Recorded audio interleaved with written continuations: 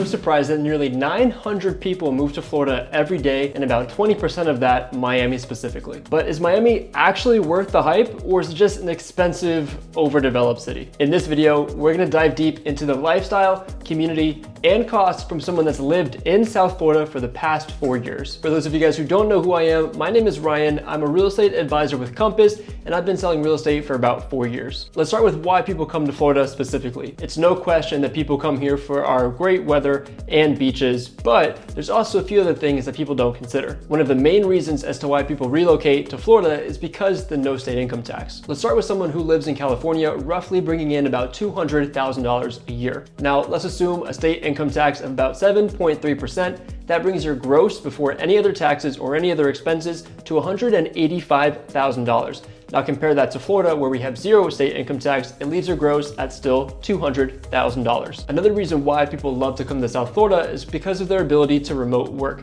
Because we have great weather and we also have beautiful beaches and lifestyle, people love to flock to South Florida because of that. And it's also important to mention specifically Miami is so centrally located, you can be about 15 to 20 minutes from every neighborhood that you want to be at. You can start your morning in Miami Beach. 20 minutes later, you can hit the beaches in Key Biscayne. Now, all of this is great, but let's dive specifically into the cost of moving to South Florida. For starters, let's assume that you're gonna move to Miami Beach. The average rent for a one-bedroom apartment is about $3,500 a month. Compared to Los Angeles, that would be about $3,100 per month. On the other hand, median sales in Miami Beach are $659,000, while in Los Angeles, they start at $1.2 million.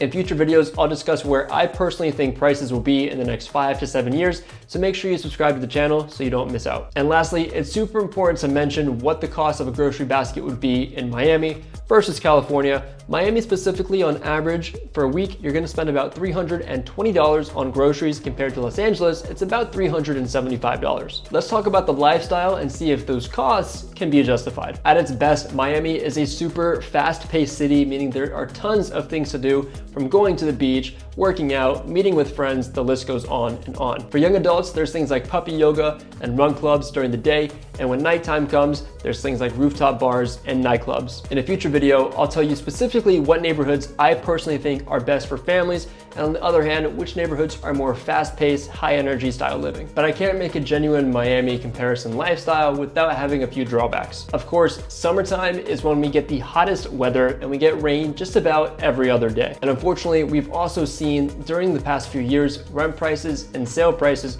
have skyrocketed through the roof, making it unaffordable for some people to still live here. And lastly, Miami has good pockets and Miami has bad pockets. Social media can make it seem that Miami is all one perfect place, but as I like to say, that's Instagram versus reality. So in summary, is Miami overrated? For some, yes, but for others, if it matches your goals and what your expectations are aligned with, it might be your next best move. Drop a comment below if you've ever thought about relocating to Miami. I'd love to hear what you have to think. And feel free to grab my free Miami City Guide. It's got information on different Miami neighborhoods so you can decide which area is right for you.